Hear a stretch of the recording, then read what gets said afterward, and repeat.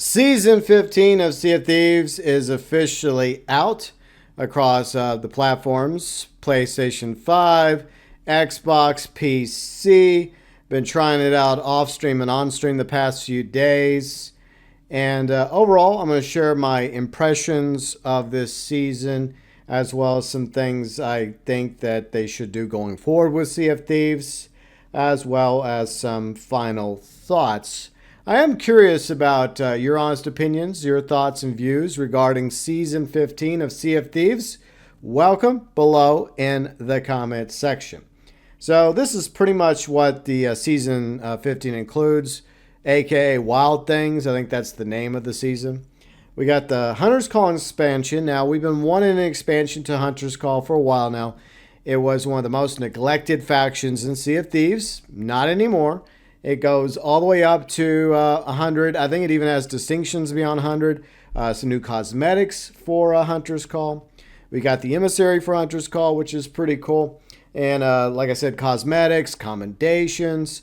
Because the emissaries, we have some unique missions for the Hunter's Call, including going after the treasured fish, which are really large, lazy fish compared to the regular fish you go after in the game.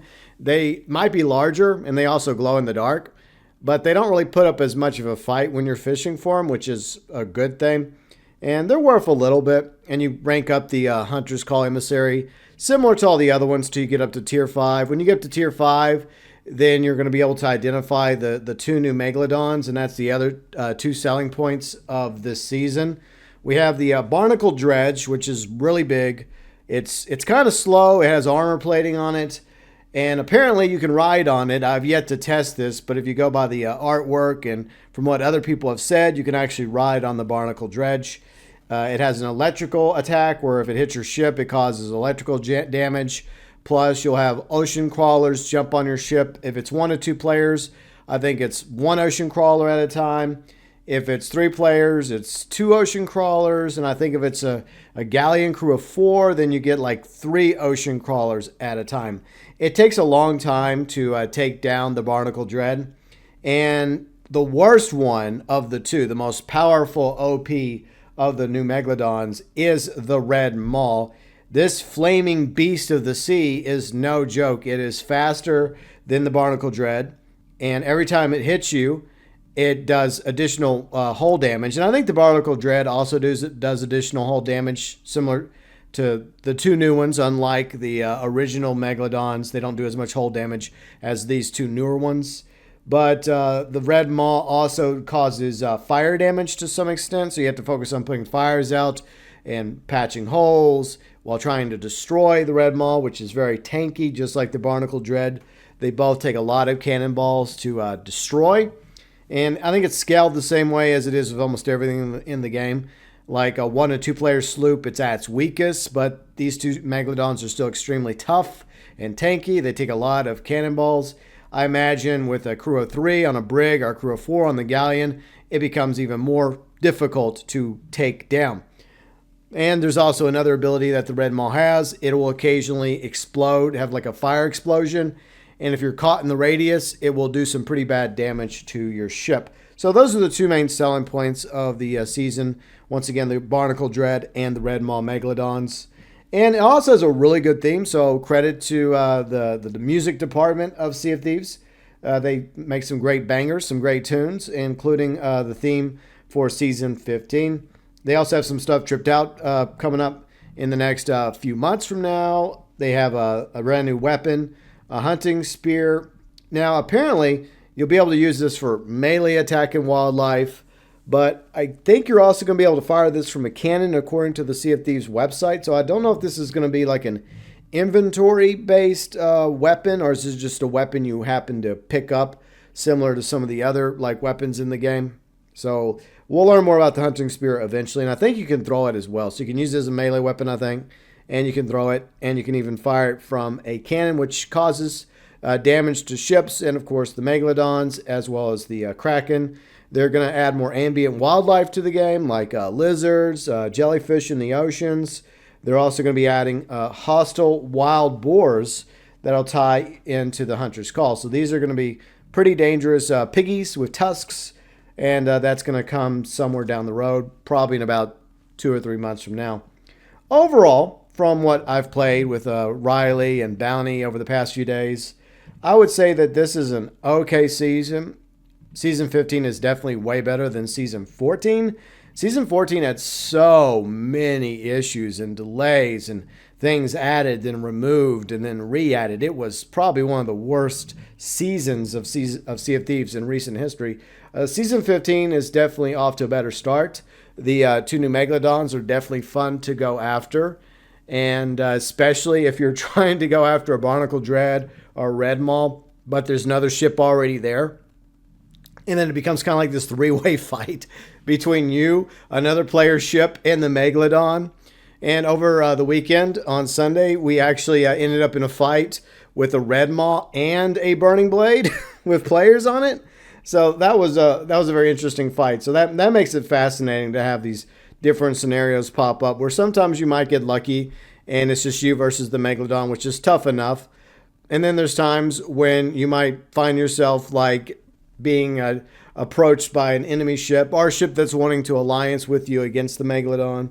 So a lot of different scenarios can come up whenever it goes down to you versus the two new Megalodons, which are tougher than the other Megalodons, and they each have their own unique ability. But despite the current interest in the game, I'm concerned that this content won't be enough for a long-term appeal. So right now, for a few days, maybe a few weeks, players are playing. They're going after the Megalodons. They're working on ranking up the Hunter's Call. And they're probably interacting more with each other than they have in the past several months. But this isn't really a big update. And the appeal is not going to be long-term. And the Hunter's Call is not for everybody. It's awesome that you see more people rocking the Hunter's Call emissary flag, which is a really good-looking flag. But there's plenty of players that don't really care about the Hunter's Call. Even if they have expanded it and improved it and added to it, which is definitely necessary. It was, once again, one of the most neglected factions in the game. Now it's no longer neglected, so that's great. But two new Megalodons, that's it. That's all they got, besides some wild boar coming soon and some lizards and jellyfish. Wow, amazing. But here's the problem. Season 14 was such a disappointment. And Season 15, while better, that's not saying much. I mean, the bar was lowered considerably with Season 14. Season 16 needs to be a banger. It needs to be like easily one of the best seasons that Sea of Thieves has to date. And I think it needs to be up there probably with the Burning Blade. Like Burning Blade season, like last year, I think it was Season 13, if I'm not mistaken, was really, really good. Maybe we finally get Athena's answer to the Burning Blade. Maybe they have their own ship that will spawn in against the Burning Blade. I don't know how that's going to work. But I feel like that story has kind of had the pause button hit on it over the past 2 seasons. But we'll see how that plays out, the war between the Athenas and the Flame. The Pirate Lord versus Captain Flameheart. I do want to see that story continue. Hopefully it will with Season 16.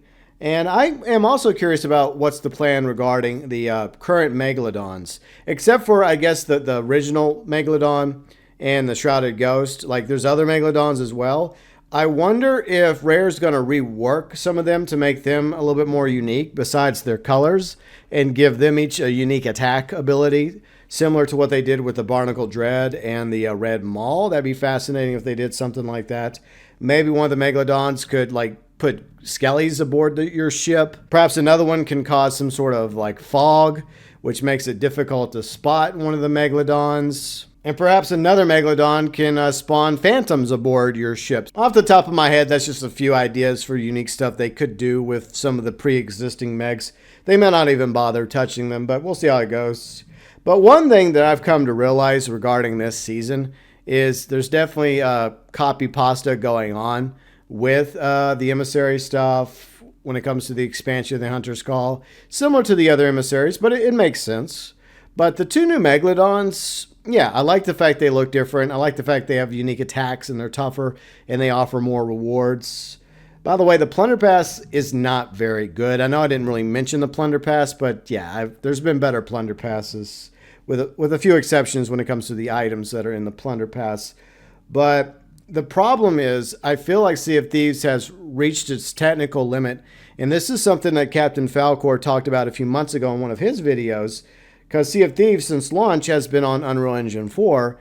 And, Unreal Engine 5 is a thing. And I think that the limit has been reached. And that's why we're not seeing other types of sea monsters besides the Kraken or Megalodons, because maybe Rare at the moment can't put in other types of sea creatures or expansions like new locations. Some people would like there to be like new islands in the south that might be like Arctic or like Antarctic, like snow themed. That'd be kind of interesting, or some additional content as well. So I feel like Rare is literally pushing Sea of Thieves to the limit when it comes to Unreal Engine 4.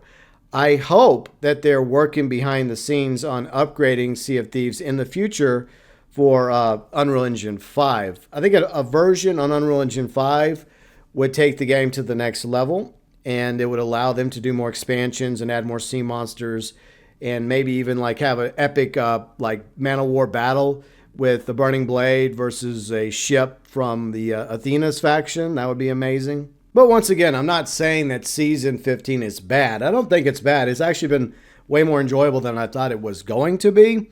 But I feel like the enjoyment factor is not infinite.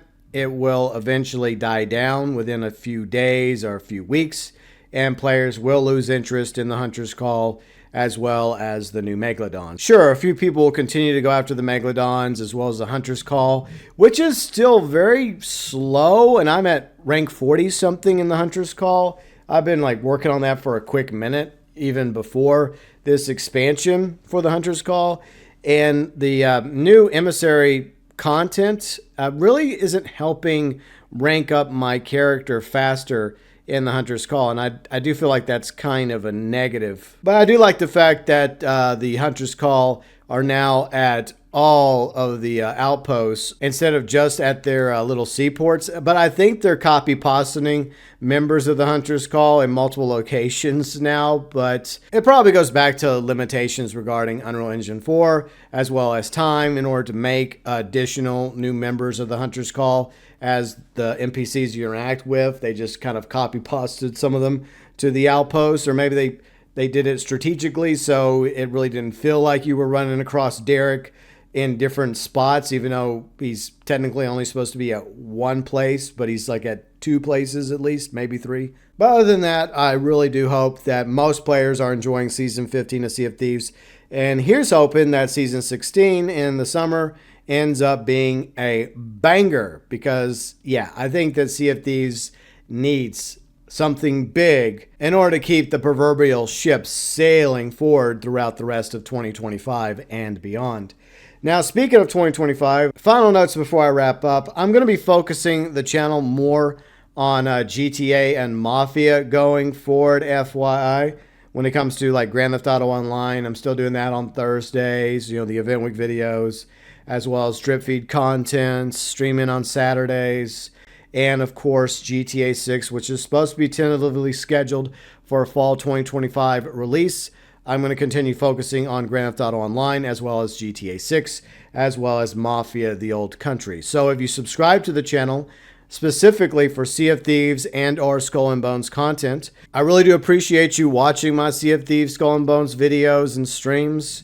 But that's going to be declining going forward. I'm not saying I'm going to completely stop with Sea of Thieves and Skull and Bones on the channel, but I just want to be transparent, open, and honest with my viewers and subscribers like I always try to do. But whatever the case may be, I do appreciate all of you that took the time to watch both my Sea of Thieves as well as my Skull and Bones content. In other words, don't expect any more Sea of Thieves videos from me for a time being. Maybe around the time Season 16 comes out in the summer, maybe I'll check it out and give you a future impressions video on it, but there won't be any more reviews. There won't be any more coverage of what's going on with weekend events or Twitch drops or Emporium stuff. I'm pretty much done with that. Besides, there's way better Sea of Thieves creators out there already that do phenomenal jobs in that regard. I just made the decision a while back to really focus my efforts on GTA and Mafia. But that doesn't necessarily mean I'm done streaming Sea of Thieves and our Skull and Bones. So don't be surprised if you see me setting sail in the future for more Sea of Thieves Skull and Bones streams. But as the old saying goes, never say never. It's not necessarily the end of my Sea of Thieves Skull and Bones coverage. I might make future videos depending on circumstances that come to light for both games. But I just wanted to thank each and every one of you for taking the time to watch both my Sea of Thieves as well as my Skull and Bones content.